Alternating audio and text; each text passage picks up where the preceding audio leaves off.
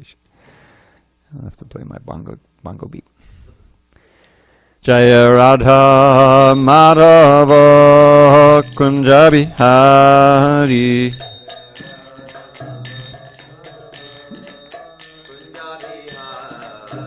Jaya Radha Madhava Kunja Bihari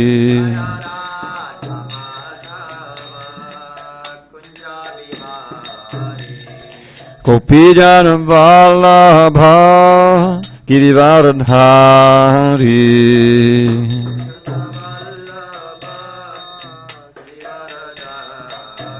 Jai Gopijana Vallabha Girivaradhari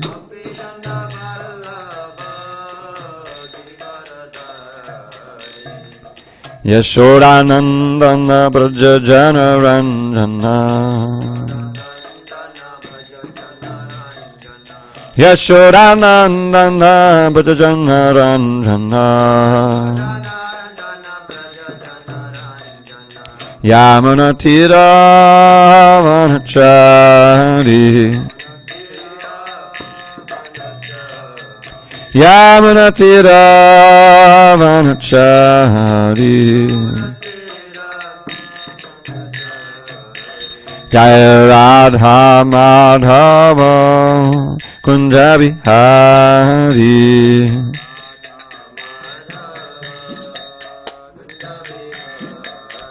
Jaya Radha Madhava Kunja Bihari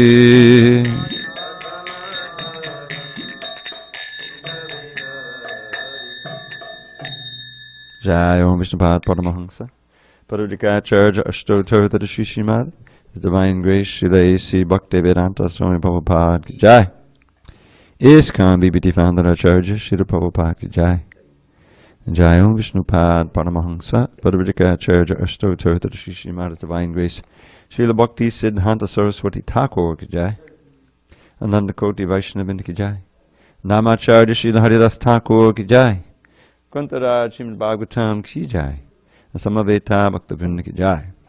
All glories to the assembled devotees. All glories to the assembled devotees. All glories to the assembled devotees. All glory to Shri Guru and Gauranga.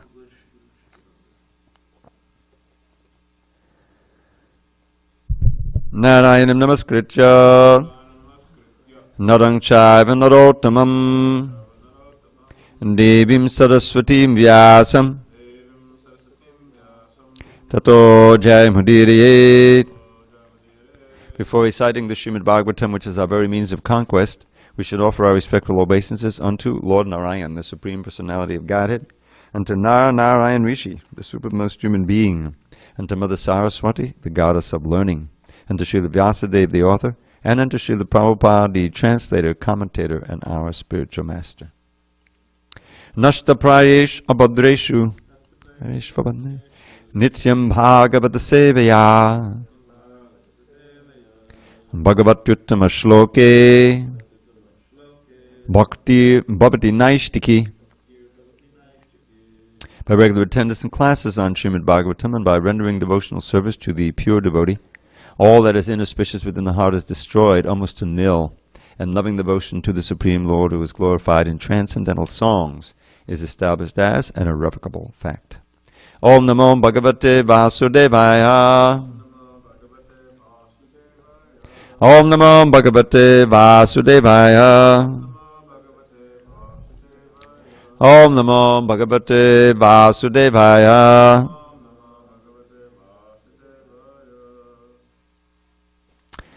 On this 7th day of November 2018 in SanDiego, we're reading from Srimad Bhagavatam, translation and commentary by His Divine Grace A.C. Bhaktivedanta Swami Prabhupada. Can we make sure that all the doors are closed?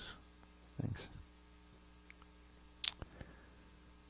And we're reading today from the Canto 4, the creation of the fourth order. Chapter 7, the sacrifice performed by Daksha. Text number 48. Maitreya Uvacha Iti Daksha Kabir Yajnam Bhadrarudra Vimarshitam Kirtamane Rishikesha Sandinye Yagyabhavane Maitreya Uvacha Iti Daksha Kabir Yagyam Bhadrarudha Bimarshitam Kirtamane Rishikeshe Sandinye Yagyabhavane Maitreya Uvacha Iti Daksha Kabir Yagyam Bhadrarudha Bimarshitam Kirtamane Rishikesha Saninye Yagyabhavane Maitreya Uvacha Iti Daksha Kabir Yagyam Bhadrarudha Bimarshitam Kirtamane Rishikeshe Kirtamane Rishikeshe Saninye Yagyabhavane Maitreya Uvacha Iti Daksha Kabir Yagyam Bhadrarudha Bimarshitam Kirtamane Rishikeshe Saninye Yagyabhavane Maitreya Uvacha Iti Daksha Kabir Yagyam Bhadrarudha Bimarshitam Kirtamane Rishikeshe Saninye Yagyabhavane. Word by words. Maitreya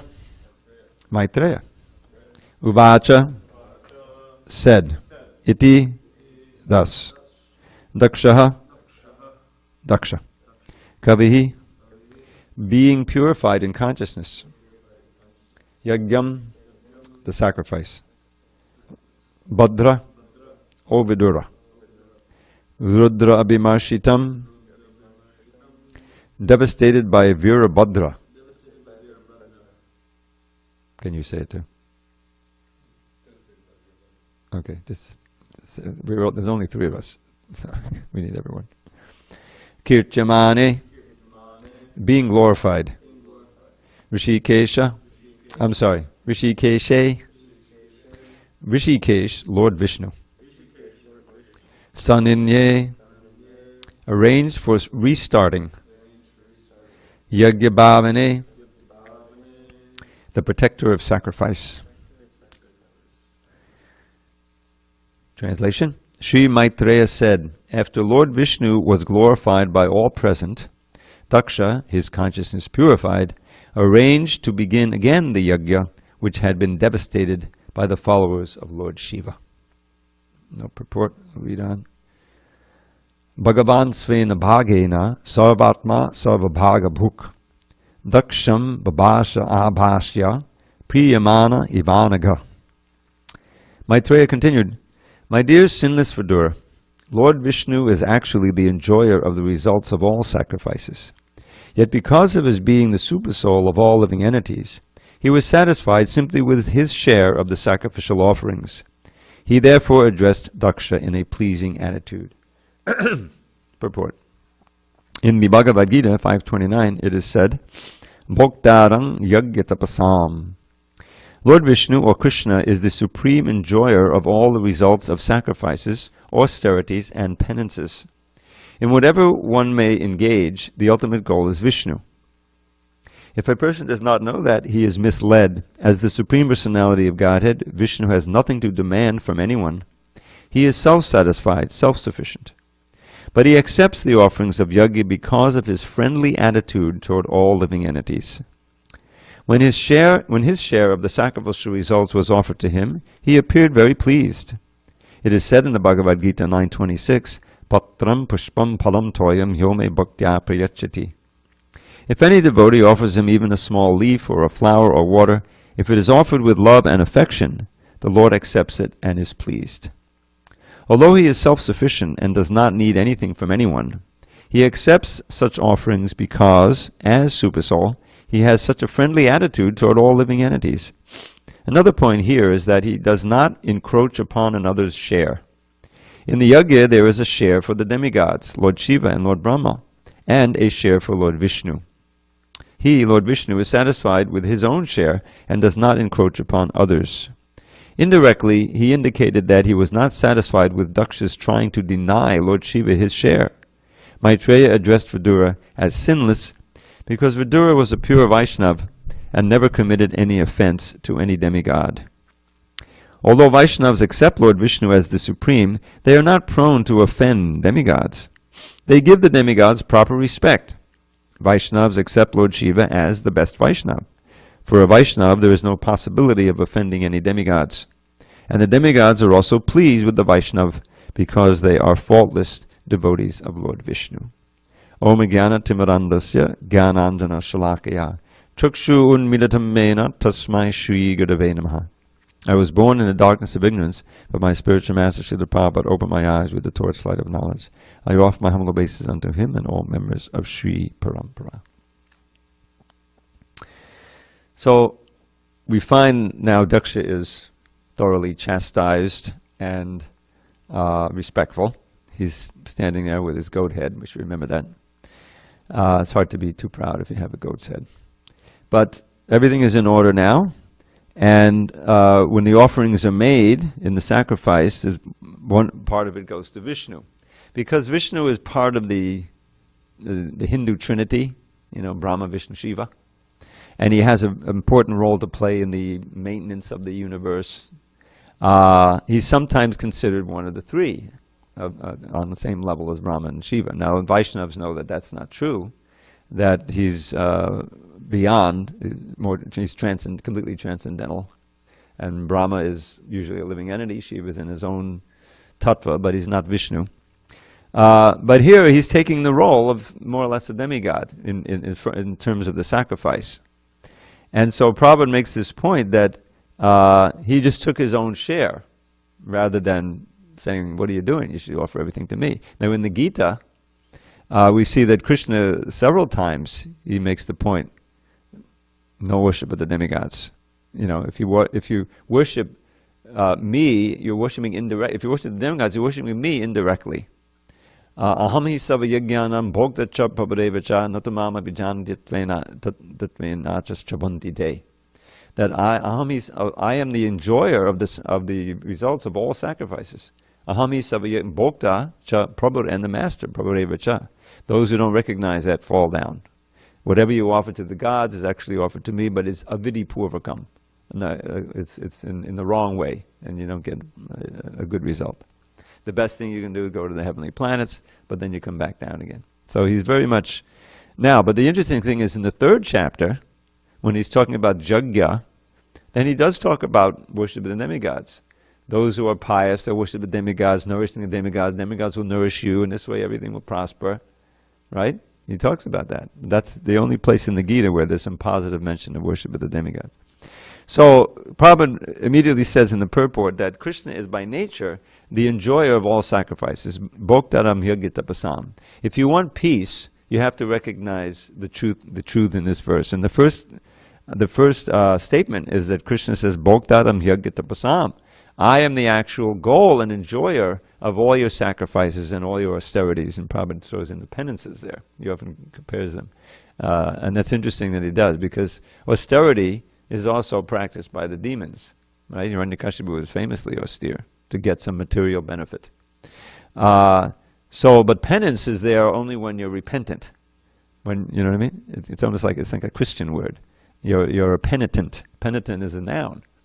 And those who are really repentant for their sins and perform austerities to become purified, that's coming in even from the Western tradition.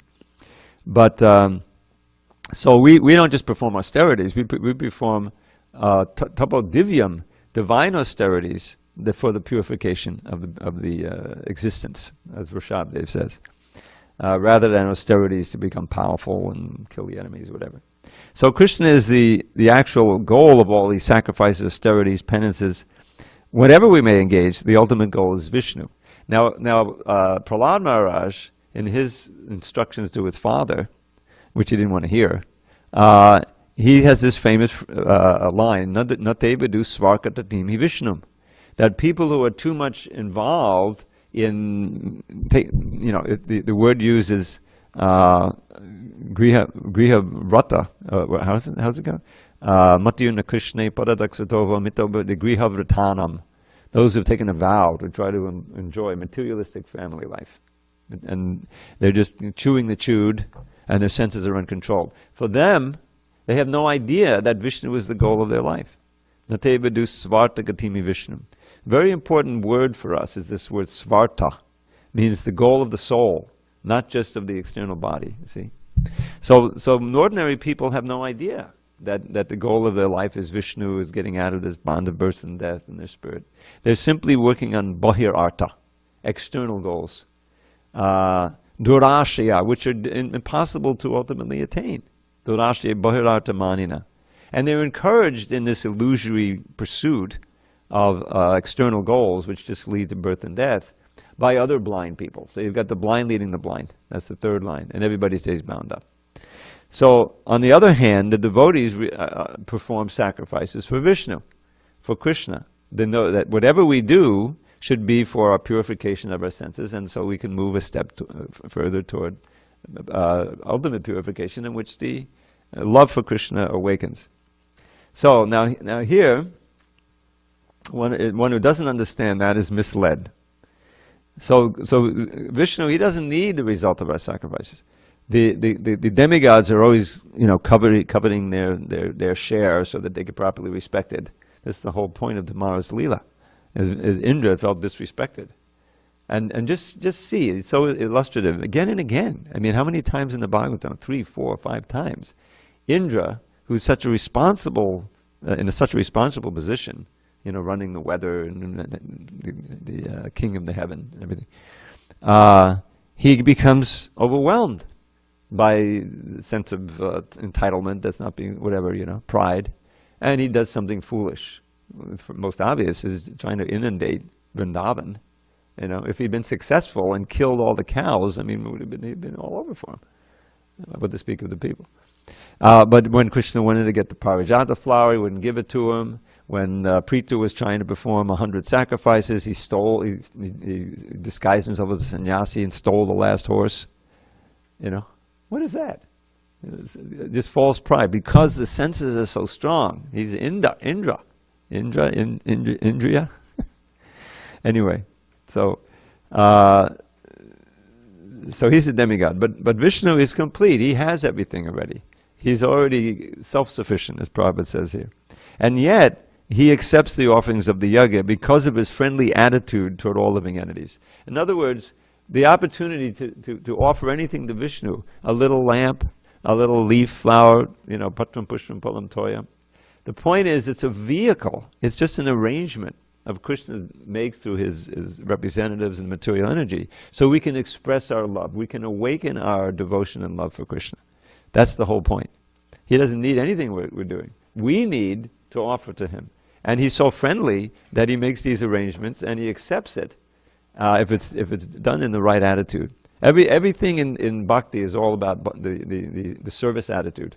It's all about awakening the actual service attitude.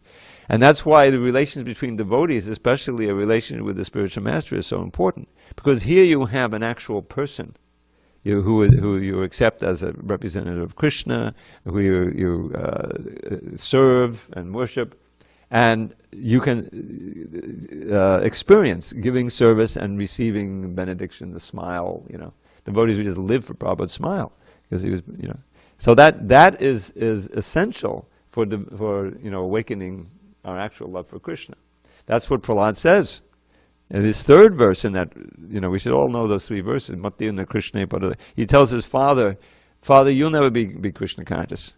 Is it someone like you who's totally committed to material life, chewing the chewed? No matter if you try on your own, you meet with others, you'll never be able to become Krishna conscious. Because people like you, they natevadu svarta gamini Vishnu. They have no idea, and they don't want to know that Vishnu is the goal of their life, so they have to give up all of this sense gratification. So they're always with the external, and they're always bound up. Naishamatistavadudu kurmanging spishat janata bhagamo yararta. Now this is a wonderful little phrase. Let's just unpack this a minute in the Sanskrit. Naishamatistavadudu kurmanging spishati. Spishati means to touch. So here is the touching with your mind the lotus feet of Vishnu. Naisham, they who I just described, will never be able to become Krishna conscious and touch their Krishna lotus feet with their consciousness. Uru kramangling spishat anarta bhagamo yararta, and achieve the goal of the arta of getting free from anartas. You see? Spishati anartapagamo, by becoming Krishna conscious, thinking of him even a little bit, so many anartas, unwanted things, are purified from the heart. It's a great goal to become purified. So that in itself is an arta. I don't want any. It's not an arta. It's an arta. English language. So the goal of becoming free from anartas cannot be achieved by those who he just described. So what's the solution? Taking a bath, to bathe oneself in the foot dust of the pure devotees who are nishkinchana, who claim nothing in this world and are not trying to enjoy. That's a sign, a perfect sign of the pure devotee. He has absolutely no desire for material things because his heart is filled always with enjoying Krishna bhakti. So that's the formula that Prahlad gives. And because Krishna is so pleased by that, he's by your approaching and serving, you're his pure devotee. So he's in a friendly attitude. He cares about us. The demons don't. When his share was offered, he appeared very pleased. Pattam pusham palam toyam. So Prabhupada says it's the love that Krishna is looking. He's not looking for the leaf or the flower. He accepts you because he has a friendly attitude. Another point, again, he mentions it twice. He doesn't encroach upon another's share. So in other words, he wants the demigods to perform their function. He doesn't want to take over. You know what I mean? He is concerned that in the management of the universe, that the demigods are properly worshipped. That was the whole problem here. Daksha was insulting and didn't have proper attitude to Shiva. It caused havoc, and Sati burned herself, and Shiva became angry, and the whole thing became disrupted because Daksha was out of line. He was out of line. He became proud of his expertise. That's what the word Daksha means. What is he an expert at, Balaram? Yeah, propagation, sex. Very expert at producing, it's important. Brahma needed that. But you can see there's a hazard there. If you become proud of your expertise in anything, then that's trouble. Pride is a big impediment. So he's satisfied with his own, does not encroach upon others. Indirectly, he indicated that he was not satisfied with Daksha's trying to deny Lord Shiva his share. So so Vishnu is concerned that the demigods all, get their share and everything is peaceful and smooth management. So Daksha had to mess that up, and now it's being repaired. So now, the other point here is Vaishnavas, we don't disrespect the demigods, but we don't worship them for anything. This is an important distinction. We recognize them, as Prabhupada says here, we recognize Lord Shiva as the best Vaishnav. We don't try to worship Shiva separately for some material thing. And this is something we find amongst our Indian friends. They've grown up in a culture where there's all of this demigod worship going on, probably in a house where it's going on, and it's very hard to give it up. They like Krishna, but they want to cover their bases, and they don't want to offend Shiva by not worshiping him like that. So they don't really understand. If you just become a nice worshiper of Krishna, the demigods are ecstatic with you. They're happy with that. What is that famous verse? Yata toro mula nishechanena chipyanti tatskanda bhujo pashaka prano pahara chayatendriyanam tataiva sarvahana machiteja. Balaram, you know what the verse? Balaram, you know? And when you eat, stomach, the same thing happens with the tree. But then, just as that, then the analogy is, yeah, all the demigods. Specifically, all the demigods are satisfied. So that's directly pertinent here. we don't have to worship any demigod for anything, but we shouldn't disrespect them. That's the whole point. As Prabhupada says, I think in the first canto, they want to be invited to the kirtan. You know, for a Vaishnava, there's no possibility of offending any demigods, and the demigods are also pleased with the Vaishnava because they're faultless. So just a few words about this first verse. Prabhupada would always quote this peace formula. You know, the last verse of the 5th chapter. By the way, there's a nice little thing, I don't know if I shared with you here. In the first paragraph, Prabhupada talks about the sense of Krishna consciousness. So he's describing how Krishna is the supreme. Tamishwaranam paramam maheshwaram. And he's the master of material nature. The conditioned souls are under the stringent rules of material nature. Unless one understands these bare facts, it's not possible to achieve peace in the world, either individually or collectively. In other words, we have to understand who's really in charge and work toward his satisfaction. So then Prabhupada has this sentence. This is the sense of Krishna consciousness. Lord Krishna is the supreme predominator, and all living entities, including the great demigods, are his subordinates. That's exactly what is being described in our present verse. Now, that doesn't sound wrong. I think devotees have been reading it for 40 years, and it's not, okay, it makes some sense. This is the sense. But actually what happened is, this is soon after Prabhupada began using what we call the dictaphone, dictation machine. He started this last chapter. In other words, he's been using it for just like a couple of days. And there's a certain technique. You have to, you press the button to record, and then you press another button to stop recording and rewind if you want to record over something. It's a whole little technique. It's not complicated, but you have to get used to it.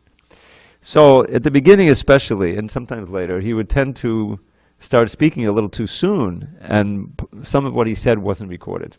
So that happened here. I can show you if you're interested. In the original transcript of this, what this sentence is, this sense of Krishna consciousness. And there's a little space in there indicating that the transcriber couldn't hear something or was garbled, and so he's leaving a little space. Meaning there's something in there between this and sense of Krishna consciousness. And the editor put in, well, must be is the. That makes perfect sense. This is the sense of Krishna consciousness. But what he left out was the first syllable of the word essence. Doesn't that make a more powerful statement? This is the essence of Krishna consciousness. When you read something like that, you say, okay, what is it? And he said, Lord Krishna is the supreme dominator, and all living entities, including the great demigods, are his subordinates. So it's a small little thing, but you can see how, we're refining Prabhupada's books. Should we do it or not? What do you think? Should we put essence in there? Well, you're biased. What do you think, Bala? Put it. We should fix it. Santosh? Whatever you say. I'm not going to solicit your agreement. But what do you think? Would the book be improved? It's Prabhupada undoubtedly said it. You taking the 5th? Oh, okay, you trust it. What do you think? Zachary?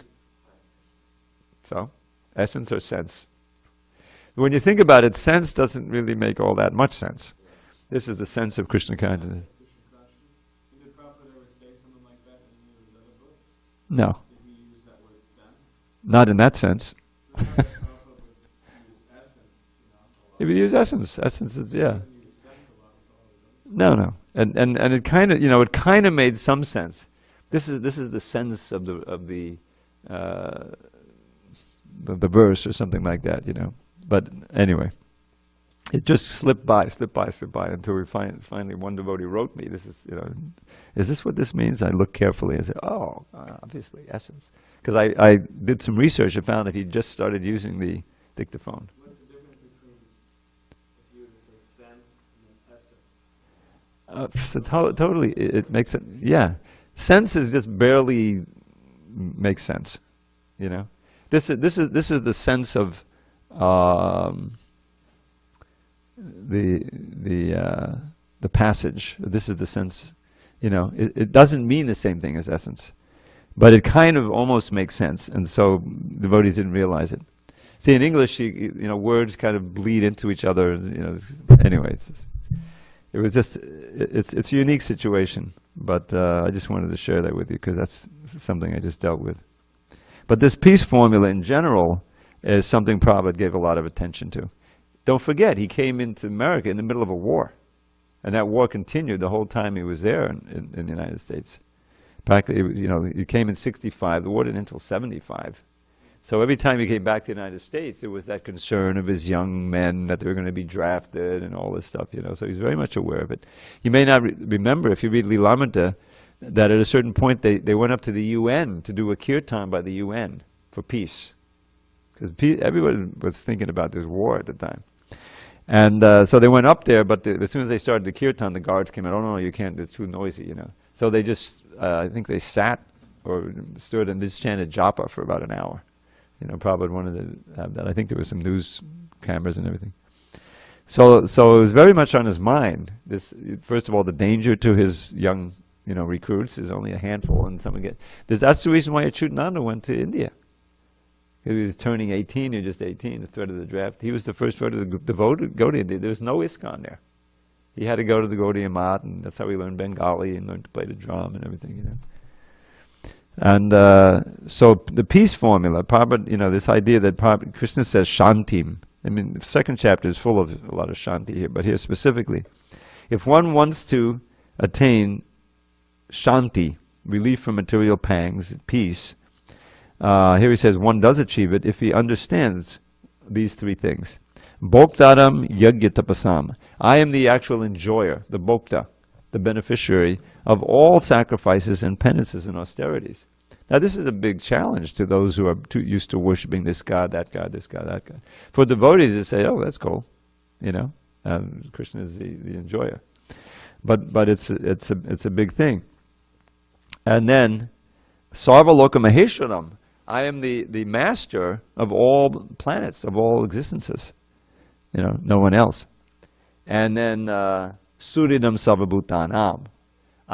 That's what Prabhupada keeps talking about, it's friendly. Surit.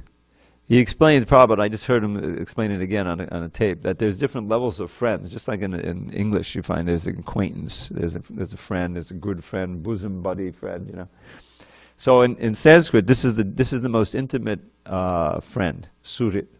And he's the eternal friend within everyone's heart. And what is the quality of the Surit? Someone who always has your benefit at heart, who is always trying to help you.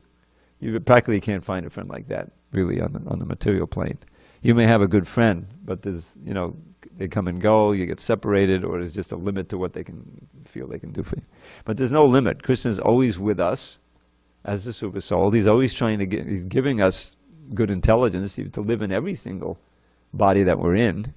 And when we come to the human form, he tries his best to instruct us. We can't hear inside, so he comes outside as the Shastra, as the spiritual master, as the sadhus, to instruct us and give us a clue about how we should actually act for our ultimate happiness. Another great analogy is the two birds in the tree. The body is kind of like a tree, right? And the fruits are the sense gratification. So the bird in the tree, in the body, is trying to enjoy these fruits, is absorbed. And forget all about his friend, the other bird. So the other bird is just watching his friend. He's not trying to enjoy the fruits. And when the jiva bird, gets some intelligence, then he consults his friend, the other bird, and he learns what he should really do. So that's so Krishna is the Surit. It's mentioned again in the Shunvatam Sakata Krishna Punyashamana Kirtana Vidyantakstoya Badani Vidanoti Surit Satam. Now he's the friend of all living entities, but he's especially manifests that friendship to the satams, to the devotees, sincere devotees who are trying to contact him. And the best way of contacting. Now this Bhagavatam was spoken 5,000 years ago, but the emphasis is constantly on hearing and chanting. The Bhagavatam itself is a subject matter for hearing and chanting, and within that subject matter, hearing and chanting, the pure vibrations is emphasized. Hearing, chanting, remembering. The others follow that. So Krishna residing in the heart, here the name Krishna is used, it's not even mentioned in the Super Soul. When we actually hear bona fide vibrations describing him, the holy name, Bhagavatam, from the right source, then he starts cleaning away all the abhadras. He's purifying from within. It's just like the sun, the Krishna sun rises in the heart. That's in one of the purports in that section. And so it means that darkness is being eliminated, impurities are being eliminated. And as I chant before every class, Nashta Prayeshu Badreshu, Nityam Bhagavata Sevya. This is another editing pastime. I don't know if you know, when that first canto came out, it didn't say by regular attendance in classes in Srimad Bhagavatam. What it said is just by regularly studying Srimad Bhagavatam. But what did Prabhupada write in his Delhi Bhagavatam? 100% by regular attendance in classes in Srimad Bhagavatam. And so Jayavanoj restored it. And Prabhupada approved it without reading it. He said, oh, what have you done? I brought it back closer to what you had, Prabhupada. Okay, then it's approved. Then it's okay. It's exactly what he did there. So, as the best friend within our heart, he's very enlivened, when we start hearing about him properly. And what does he do? He purifies, and you get more and more bliss. Evam prasanna manaso bhagavad bhakti yogata. And finally, he reveals himself to us. This is the last verse, which is a long time puzzle for devotees, which was, as we have it for forever, at the point of realization. What's going on here? Vidyate vidya grantis chidyante sarva sankshaya. What does that mean, Balaram? You know. Vidyate vidya granti. Chidyante sarva sankshaya. What is a sankshaya? Doubts. Doubts are destroyed. And then I haven't got it here. But it says, the chain of fruit of actions is terminated when one sees the self as master. Now that's puzzled devotees since time immemorial, 50 years. What Prabhupada originally had is one sees oneself, the dominating factor. Ishvara, he translated here as the dominating factor. Now Ishvara is the master, the controller, the Lord. But here he chose to say dominating factor. So the dominating factor was kind of a puzzle, and so he went to the last, Hayagriva went to the last paragraph and picked up here, one sees his master. So he put that in there, which is fine. His master, Ishvara. You see your master. One sees oneself as master. Well, that doesn't make sense. You see yourself as master? It's lowercase, oneself, and oneself is always the individual case. So that's a puzzle. He couldn't figure it out. So instead of oneself, he just says the self, kind of moving toward the super self. But what Prabhupada actually meant here is illuminated in the first sentence of the purport. Attaining scientific knowledge of the personality of Godhead, that means seeing. Means, attaining perfect knowledge of the personality of Godhead means seeing one's own self simultaneously. There's no question, in the translation he's talking about seeing yourself and seeing God at the same time. And if you read Bhagavatam, that's exactly what Narada Muni was experiencing. Little Narada Muni, before he became Narada Muni, right? He got so purified by serving the Bhakti Vedantas during the Chaturmasya. His mother got killed by a snake. So then the moment of truth. What is our little budding Narada going to do? Is he going to go find some auntie to stay with who may not be even a devotee? No, he takes full shelter of Krishna and just starts wandering, 5 years old, through the forests and everywhere. He's going and thinking of Krishna. So he sits down to meditate and he's relishing seeing Krishna in the heart, But then he disappears from his heart, just like I think Dhruva had the same experience. And it says there, he was in great anxiety because he could no longer see himself and the Lord. The point is, if you see God, you automatically understand your relationship with God. You're also seeing your original Siddhadeha, your spiritual body. That's what's being described here. So Narada was in anxiety. He heard Krishna speak disembodied voice. I purposely disappeared from your heart to increase your longing for me. You won't see me again in this lifetime. Then the whole annihilation takes place. I guess it's a day of Brahma. And then when he comes out again, he's not, Brahma's son is Narada Muni. So, but that I remembered that seeing oneself and seeing the Lord is, and that's what Prabhupada's talking about. So what it reads is terminated. The chain of fruit of actions is terminated when one sees oneself and one's master. Bas. Now that makes perfect sense, doesn't it? So, editing adventures. Any discussion on these points? Krishna as the enjoyer, the goal of all sacrifices. And when we recognize that, we become peaceful, happy and peaceful. What more do we want? Which one? The one in the second chapter, first canto? 1-2-21.